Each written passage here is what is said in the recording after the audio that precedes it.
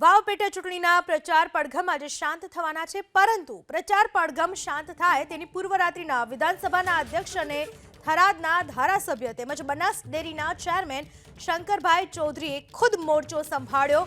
ચૌધરી સમાજના અને અપક્ષ તરીકે ઉમેદવારી નોંધાવનારા એવા માવજીભાઈએ શંકરભાઈ ચૌધરી વિરુદ્ધ લગાવેલા આરોપોનો શંકરભાઈએ સણસણતો જવાબ આપ્યો છે।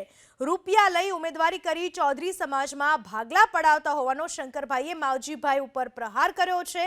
સાથે જ અગાઉની ચૂંટણીઓમાં માવજીભાઈની ભૂમિકાનો ઉલ્લેખ કરી શંકરભાઈએ માવજીભાઈ પર પ્રચંડ પ્રહાર કર્યા છે। આવો સાંભળીએ શંકરભાઈ ચૌધરીની એક ગર્જના।